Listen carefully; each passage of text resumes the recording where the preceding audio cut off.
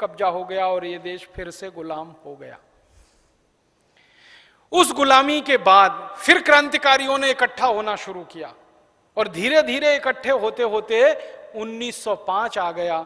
और 1905 में जब क्रांतिकारी इकट्ठे हुए तो लड़ाई का तरीका बदल गया। पहले लड़ाई अंग्रेजों से सीधे सीधे हुई, आर पार की। अंग्रेजों ने बंदूक चलाई तो हमने भी बंदूक चलाई, अंग्रेजों ने तलवार चलाई, हमने भी उनके सिर काटे।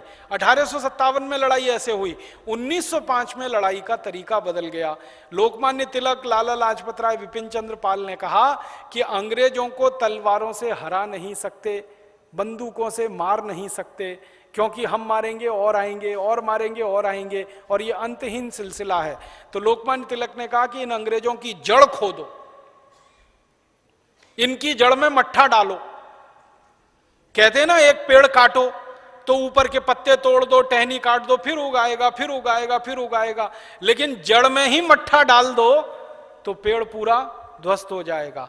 तो अंग्रेजों की जड़ कहां थी? अंग्रेजों की जड़ थी उनका व्यापार। व्यापार क्या था? इंग्लैंड से माल लाते थे, भारत में बेचते थे, वो मुनाफा उनको मिलता था, ये उनका सबसे बड़ा आधार था। तो लोकमान्य तिलक, लाला लाजपत राय, विपिन चंद्र पाल ने कहा कि अगर इनका ये आधार हम तोड़ देंगे तो अंग्रेज हमेशा के लिए टूट जाएंगे। इसलिए स्वदेशी आंदोलन शुरू हुआ और इसलिए इस देश के लोगों ने गली गली, गांव गांव, घर घर विदेशी माल का बहिष्कार और स्वदेशी माल का स्वीकार, ये मंत्र गुंजायमान किया।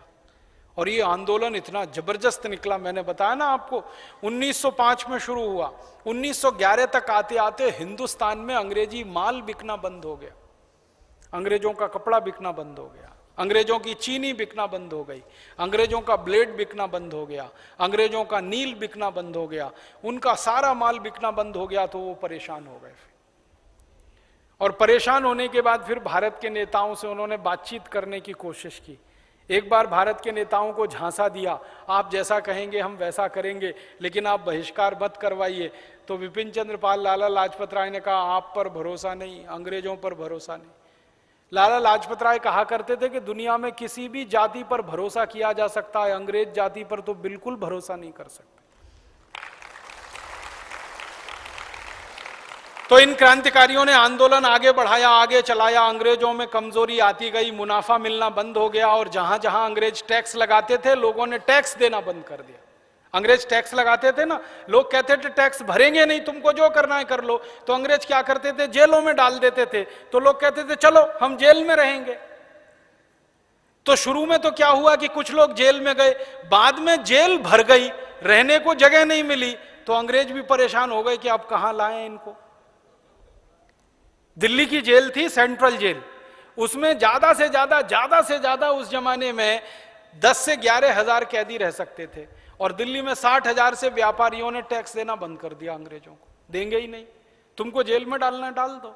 उस जमाने में हिंदुस्तान के लोगों का डर निकल गया था जेल जाने से। भारत के लोग डरना बंद कर दिए, जेल जाएंगे चले जाएंगे, टैक्स नहीं देंगे अंग्रेजों, जेल जाना पड़ेगा जाएंगे, उनका सामान नहीं खरीदेंगे। किसानों ने टैक्स देना बंद कर दिया, जो लगान लगता था ना 90%, वो बंद कर दिया।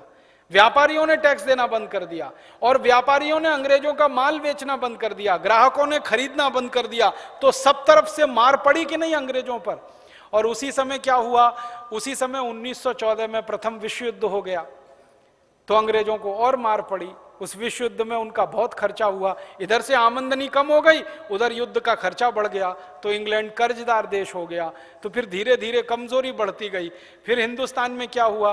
लोकमान्य तिलक की मृत्यु हो गई, क्योंकि उनको बीमारी हो गई। उस जमाने में लोकमान्य तिलक गांव गांव जाके भाषण दिया करते थे, तो भाषण देने के लिए माइक नहीं होता था, अकेले गला फाड़ फाड़ के बोलना पड़ता था। आपको मालूम है बोलने में बहुत ऊर्जा खर्च होती है। पूरा गला खराब हो गया था लोकमान्य तिलक का, फेफड़े गल गए थे, टीबी हो गई उनको, और 1920 में उनकी मृत्यु हो गई। इसी तरह लाला लाजपत राय को अंग्रेजों ने देश निकाला दे दिया, भारत से भगा दिया। उनके ऊपर मुकदमेबाजी इतनी की कि उनको देश से निकल के जाना पड़ा। लेकिन भगवान ने फिर क्या किया? लोकमान्य तिलक, लाला लाजपत राय, विपिन चंद्र पाल का जो लीडरशिप था ये टूट गया। उसी समय गांधी जी आ गए और ये जो इनके कार्यकर्ता थे 1,24,00,000, गांधी जी ने इन्हीं कार्यकर्ताओं को अपने साथ लिया और उससे भी बड़ा स्वदेशी आंदोलन शुरू कर दिया। गांधी जी ने एक कदम आगे बढ़ के क्या किया कि हम विदेशी कपड़े की तो होली जलाएंगे, खुद